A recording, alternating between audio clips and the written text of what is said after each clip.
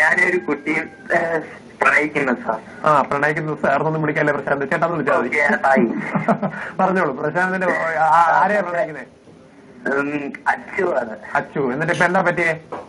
എന്നിട്ട് ഇപ്പൊ അവര് വീട്ടിലറിഞ്ഞപ്പോ അവര് വീട്ടില് കാസ്റ്റ് പറഞ്ഞ ഇത് മസ്റ്റാണ്. അവരുടെ വീട്ടില് കാസ്റ്റ് ഭയങ്കര സ്ട്രിക്റ്റ് ആണ്. അതെ, അപ്പൊ കാസ്റ്റ് മസ്റ്റ് ആയതുകൊണ്ട് ഞങ്ങളുടെ പ്രണയം എതിർക്കുകയാണ് അവരെതിർക്കുന്നു. അതെ. നിങ്ങളിപ്പോ ബി എഡ് പഠിച്ചോണ്ടിരിക്കാന്നല്ലേ പറഞ്ഞേ? കുട്ടി എന്ത് ചെയ്യും അച്ചു? കുട്ടി നഴ്സിംഗ് ആണ്. നഴ്സിംഗ് പഠിക്കുന്നു. പുള്ളിക്കാരി പഠിച്ച് കഴിയാറായോ? കഴിയാറായി. ഇനി 1 ഇയർ കൂടി, രണ്ടുപേർക്കും 1 ഇയർ കൂടി അതിന് ബാക്കിയുണ്ട്. അവരുടെ വീട്ടുകാർ എതിർത്താലും കുട്ടി താങ്കളോട് ഇറങ്ങി വരുമോ? ഇല്ല സാർ, ഇറങ്ങി വരില്ല.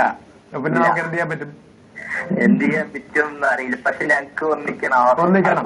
ആ കുട്ടി പറയുന്നത് ആ വീട്ടുകാര് സമ്മതിച്ചാണെങ്കിലേ ഞാൻ വരുള്ളൂ, അങ്ങനെയാണെങ്കിൽ കെട്ടിയാൽ മതി അല്ലേ?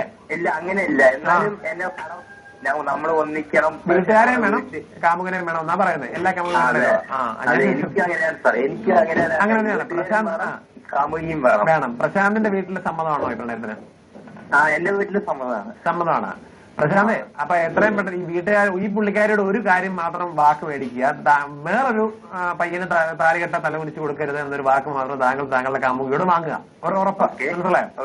അതിനുശേഷം താങ്കൾ ഒരു നല്ല ഒരു ക്വാളിഫൈഡ് ആയിട്ട്, അതായത് ഇപ്പൊ ബി എഡിന് ശേഷം അതിന്റെ പോസ്റ്റ് ഗ്രാജുവേഷനോ എന്തെങ്കിലും ചെയ്ത ശേഷം ഒരു നല്ല ജോലി, എന്ന് പറഞ്ഞാൽ ഒരു സമൂഹത്തിൽ 4 ആള് എടുത്തു പറയത്തക്ക രീതിയിൽ ഒരു നല്ല ഡിഗ്നിറ്റി ഉള്ളൊരു ജോലി വാങ്ങുക.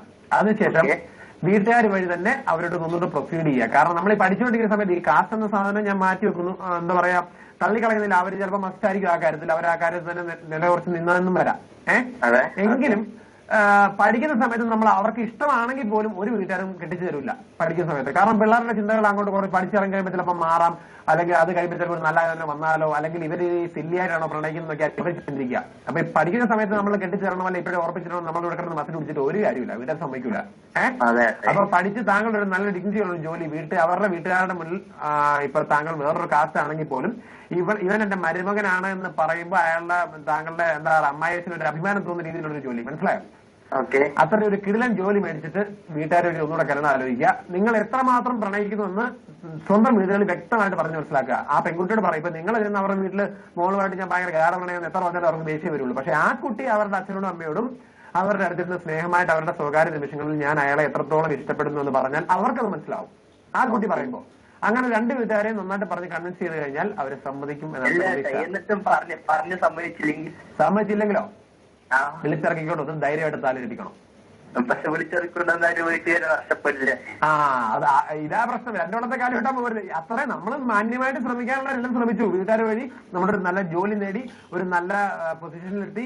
ഇത്രയും പ്രായമായി സ്വന്തമായിട്ട് തീരുമാനം എടുക്കാനുള്ള നിയമം അല്ലാതെ ഒരു മെച്യൂരിറ്റി ആയ ശേഷമാണ് വീട്ടുകാരെ വഴി നമ്മൾ ആലോചിക്കുന്നത്. എന്നിട്ട് വീട്ടുകാരെ മസിൽ പിടിച്ചാൽ നമുക്ക് അതിനുവേണ്ടി പ്രണയം സാക്രിഫൈസ് ചെയ്യാൻ പറ്റില്ലല്ലോ. അതുകൊണ്ട് വിളിച്ച് കെട്ടിരിക്കുക. അതിലൊരു തെറ്റില്ല. കണ്ടോ?